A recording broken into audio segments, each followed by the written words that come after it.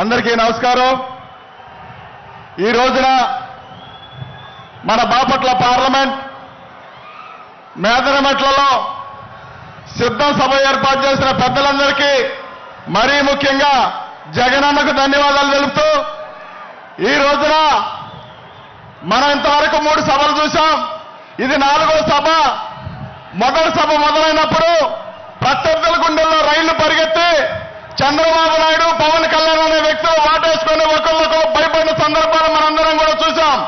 దాని తర్వాత మరి ఏలూరు సభ చూసి రకరకాల భయాలకు ఆందోళనకు గురైన వ్యక్తులు, ప్రతిపక్ష నాయకులను మనం చూశాం. ఇక రాప్తాడు సభ తర్వాత అయితే ఖచ్చితంగా దొంగలందరూ ఏకమయ్యారు. ఇక సిద్ధం సభ మేదరమెట్లలో స్టార్ట్ అయ్యే సందర్భానికి నిన్న మన చంద్రబాబు నాయుడు కావచ్చు, పవన్ కళ్యాణ్ కావచ్చు, అదేవిధంగా బీజేపీ కావచ్చు, వీళ్ళందరూ కూడా 3 పార్టీలు ఏకమయ్యాయి. వాస్తవానికి వాళ్ళకి 3 పార్టీలు 3 అంక ఎలా కలిసి వచ్చిందో మనందరికీ తెలిసిన విషయమే. ఏది ఏమైనప్పటికీ కూడా జగన్మోహన్ రెడ్డి గారు సింగిల్ గా వస్తారు, సింగిల్ గానే తలపడతారు. 2024లో ఈ రాష్ట్రం అంతా కూడా వైఎస్ జగన్మోహన్ రెడ్డి అనే నేను అనే పేరు కోసం, ఆ శబ్దం కోసం పనిచేస్తా ఉన్నారు. ఇవాళ ఇంత పెద్ద ఎత్తున జనం వచ్చారంటే జగనన్న చేసిన మేలు మాత్రమే ఒక్కసారి మీరందరూ పరిశీలించాల్సిన అవసరం ఉంది. ఇవాళ మన పిల్లలు చదువుకుంటా ఉన్నారు. ఎన్నడూ లేని విధంగా ఇంగ్లీష్ మీడియం చదువుతూ ఉన్నారు. ఇంగ్లీష్ మీడియం చదివి మన పిల్లలు కూడా ఐక్యరాజ్య సమితిలో మాట్లాడుతున్న సందర్భాలు మనం చాలా చూసాం.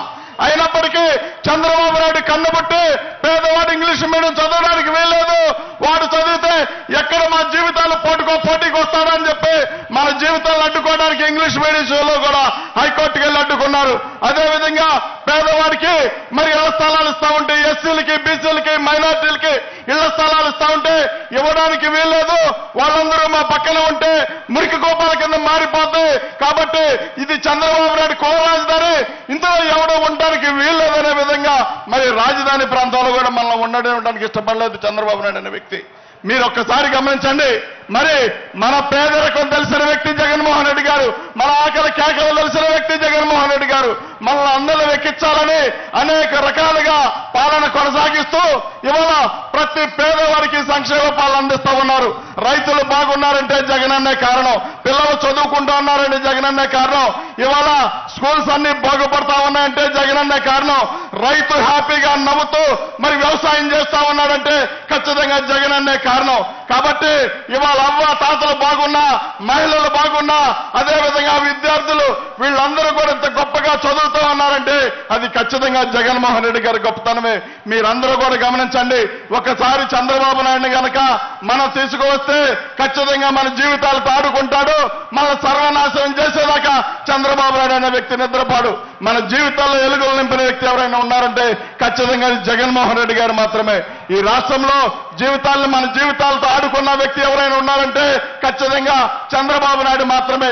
ఒక్కసారి గమనించండి మీరందరూ కూడా.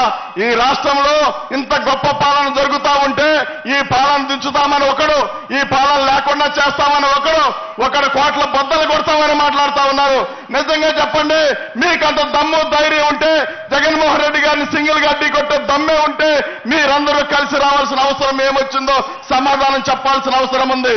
ఈ రాష్ట్రానికి ఏకైక మొనగాడు, ఈ రాష్ట్రాన్ని బాగు చేసే మొనగాడు, ఈ రాష్ట్రంలో ఏకంగా ఒకే ఒక్కడిగా పాలన కొనసాగిస్తూ ఒకే ఒక్కడిగా మీ అందరినీ ఢీకొట్టడానికి సిద్ధమైన వ్యక్తి ఎవరైనా ఉన్నారంటే అది ఖచ్చితంగా జగన్మోహన్ రెడ్డి గారు మాత్రమే. మరి మన ప్రతిపక్షాలను చూస్తా ఉన్నాం, విలువలు లేవు. ప్రతిపక్ష నాయకులందరికీ విలువలు లేవు, విలువలు కోల్పోయారు. చంద్రబాబు నాయుడు గురించి పవన్ కళ్యాణ్ 2009లో చంద్రబాబు నాయుడు దొంగ, అలాంటి వ్యక్తి ఒక పార్టీని లాక్కున్నాడు, ఆ పార్టీ అతనిది కాదు, ఆ సైకిల్ అతనిది కాదని 2009లో పవన్ కళ్యాణ్ చంద్రబాబు గురించి మాట్లాడాడు. 2014లో చంద్రబాబు నాయుడు మంచోడు, అతను కావాలన్నాడు. 2019లో చంద్రబాబు నాయుడు దొంగ, ఒక కుల రాజధాని కడతా ఉన్నాడు. కాబట్టి చంద్రబాబు నాయుడు మనకు అవసరం లేదు, ఈ రాష్ట్ర సంపద అంతా కూడా చంద్రబాబు నాయుడు దోచుకు తింటా ఉన్నాడు. కాబట్టి అలాంటి వ్యక్తి అవసరం లేదని చెప్పి పవన్ కళ్యాణ్ చెప్పాడు. 2024 వచ్చేసరికి మళ్లీ రంగు మార్చి చంద్రబాబు నాయుడు కావాలి, అనుభవం కావాలని చెప్తా ఉన్నాడు. ఇదే అనుభవం ఏమని చెప్పారంటే గతంలో పవన్ కళ్యాణ్ ఈ అనుభవం ద్వారా ఈ రాష్ట్ర సంపదంతా కూడా లక్షల కోట్లు దోచుకొని పవన్ కళ్యాణ్ అనే వ్యక్తి మరి లోకేష్ కు దోచి పెడతా ఉన్నాడు. మాట్లాడాడు పవన్ కళ్యాణ్ అనే వ్యక్తి. మీరందరూ కూడా గమనించారు. ఇక నరేంద్ర మోడీ గురించి మరి చంద్రబాబు నాయుడు మాట్లాడిన మాటలు కూడా మీరందరూ గమనించండి. నరేంద్ర మోడీ ఒక దొంగని, నరేంద్ర మోడీకి నీతి లేదని చెప్పి 2009లో మాట్లాడాడు. 2014లో నరేంద్ర మోడీ అవసరం ఉంది, ఈ రాష్ట్రానికి హోదా ఇస్తాడు, ఈ 15 సంవత్సరాలు ఇస్తే మన రాష్ట్రం బాగుంటుందని చెప్పిన వ్యక్తి చంద్రబాబు నాయుడు. 2019లో నరేంద్ర మోడీ మళ్ళీ దొంగయ్యాడు. 2024లో మళ్ళీ నరేంద్ర మోడీ మంచోడయ్యాడు. ఇన్ని రకాలుగా ఓసరవల్లిగా ఈ రాజకీయాలు చేస్తున్న చంద్రబాబు నాయుడు కావచ్చు, పవన్ కళ్యాణ్ కావచ్చు, బీజేపీ కావచ్చు, ఏది ఏమైనా నైతిక విలువలు కోల్పోయి ఇవాళ రాజకీయాలు చేస్తామన్నారు. వాళ్ళ ఎజెండా ఒకటే, జగన్మోహన్ రెడ్డి గారిని దించాలి, ఈ పేదవాళ్ళ జీవితాన్ని ఎక్కడొక చాట దొక్కాలని చూస్తామన్నాడు చంద్రబాబు నాయుడు అనే వ్యక్తి. కానీ ఇక్కడ డిసైడ్ అయింది రాష్ట్ర ప్రజలు, పైన దేవుడు డిసైడ్ అయ్యాడు. జగన్మోహన్ రెడ్డి గారిని 2024లో మళ్ళీ మేము గెలిపించుకుంటాం, ముఖ్యమంత్రిగా ప్రమాణ స్వీకారం చేపిస్తామని చెప్పి ఇంత పెద్ద ఎత్తున వచ్చింది జనం చెప్తా ఉన్నారు. కానీ ఇంకా కూడా సిగ్గు లేకుండా చంద్రబాబు నాయుడు అనే వ్యక్తి మాట్లాడుతా ఉన్నాడు. ఏదో రకంగా అధికారం ఎక్కుతా ఉంటా ఉన్నాడు. మరి 23 సీట్లు 600 హామీలు ఇచ్చిన చంద్రబాబు నాయుడు మరి పట్టుమని 6 హామీలు నెరవేర్చబడ్డాడు.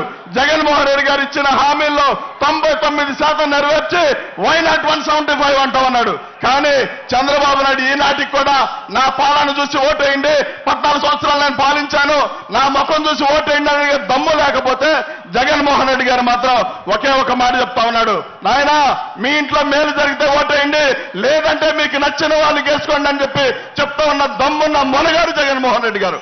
మనకు ఎలాంటి నాయకుడు కావాలి? మన జీవితాలను బాగు చేసే నాయకుడు కావాలా, మన జీవితాలను నాశనం చేసే నాయకుడు కావాలో ఒక్కసారి పరిశీలించుకోవాల్సిన అవసరం ఎంతైనా ఉందని చెప్పి తెలియజేస్తూ ఒకే ఒక్క మాట చెప్తా ఉన్నా, ఈ రాష్ట్రం మొత్తం మీద, ఈ దేశం మొత్తం మీద జగన్మోహన్ రెడ్డి గారి గురించి మాట్లాడే మాట ఏంటో తెలుసా? ఒక్కడుగానే వస్తున్నాడు, ఒక్కడుగానే ఎదుర్కొన్నాడు, ఎన్ని కష్టాలను ఎదుర్కొని ఈ రాష్ట్రానికి ముఖ్యమంత్రిగా అయ్యాడని చెప్తా ఉంటే చంద్రబాబు నాయుడు గురించి ఆ మాటలు చెప్పే పరిస్థితులు ఎక్కడా లేవు. ఏ నాడు చూసినా ఎవడో ఒకరితో పొత్తు కలిపి ముఖ్యమంత్రి పీఠం ఎక్కాడే తప్ప ఏ నాడు కూడా చంద్రబాబు నాయుడు డైరెక్ట్ గా మరి రాజకీయాలు చేసిన సందర్భాలు లేవు. మీరు ఒక్కసారి గమనించండి. ఈ మధ్య కాలంలో వాళ్ళు ఒక మీటింగ్ పెట్టి జగన్మోహన్ రెడ్డి గారు కోట్ల బద్దలు కొడతాం, మేమంతా చూస్తామని మాట్లాడుతా ఉన్నారు. మీకు ఒకే ఒక మాట చెప్తా ఉన్నా, మీరందరూ కూడా ఒక మాట చెప్పండి, ఈ రాష్ట్రం మొత్తం మీద, ఈ దేశం మొత్తం మీద జగన్మోహన్ రెడ్డి గారిని భయపెట్టే మనగాడు పుట్టాడా? పుడతాడా? లేడు. కానీ వీళ్ళందరూ కలిసి జగన్మోహన్ రెడ్డి గారిని ఎదుర్కొనే సత్తా లేక ఇలాంటి మాటలు మాట్లాడుతున్నారు. ఒక్క మాట చెప్తా ఉన్నా, దేశ ప్రధాని అనుకుంటున్న సందర్భంలో సోనియా గాంధీ ఉక్కో మహిళని చెప్పుకుంటా ఉన్నారు. అలాంటి సందర్భంలో ఆమె పిలిచి ఓదారి యాత్ర ఆపాలి, ఆపితే బాగుంటుంది, లేకపోతే నేను కటకటాలు పాలు చేస్తానంటే జగన్మోహన్ రెడ్డి గారు పైకి చూసి టైం చూశానంట, నాకు విజయవాడ ఫ్లైట్ ఉంది, నేను వెళ్తా ఉన్నా, నీకు చేతనాన్ని చేసుకోమని చెప్పి వచ్చిన మనగాడు జగన్మోహన్ రెడ్డి గారు. అలాంటి ఆయనంట వీళ్ళు ఏకలు కూడా పేకుతామని చెప్తా ఉన్నారు.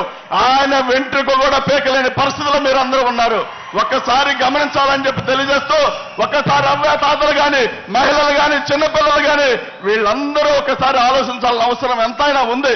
కాబట్టి మీ అందరికీ ఒకే ఒక మాట చెప్పి ముగిస్తా, ఈ రాష్ట్రానికి మాత్రం 20-25 సంవత్సరాల ముఖ్యమంత్రిగా జగన్మోహన్ రెడ్డి గారు ఉండాల్సిన అవసరం ఉంది.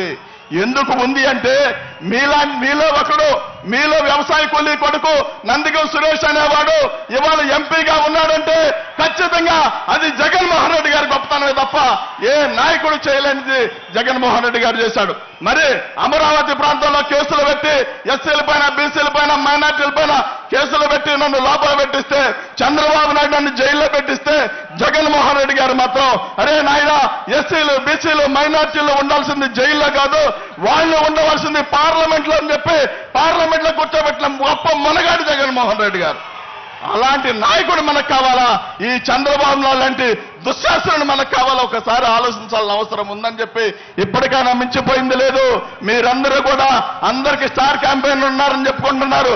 కానీ మనకి స్టార్ క్యాంపెయిన్ లేరంటే మీరు, నేను, మనందరం కలిసి మన జీవితాలను బాగు చేసే నాయకుడి కోసం నడుం బిగించి పనిచేయాల్సిన అవసరం ఎంతైనా ఉందని చెప్పి తెలియజేస్తూ, దుష్ట శక్తులన్నీ ఏకమవుతా ఉన్నాయి. ఎంతమంది ఏకమైనా ఈ రాష్ట్రానికి మాత్రం 2024లో ఈ రాష్ట్రం మొత్తం మీద ఒకే ఒక శబ్దం వినిపిస్తా ఉంటుంది. ఆ ఒక శబ్దం పేరే వైఎస్ జగన్మోహన్ రెడ్డి అనే నేను అని ఒక శబ్దం వినిపిస్తుంది.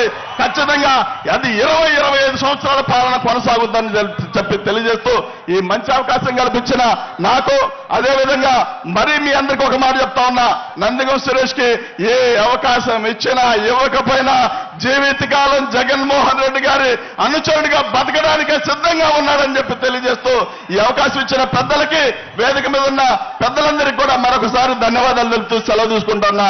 జై జగన్, జోహార్ వైఎస్ఆర్.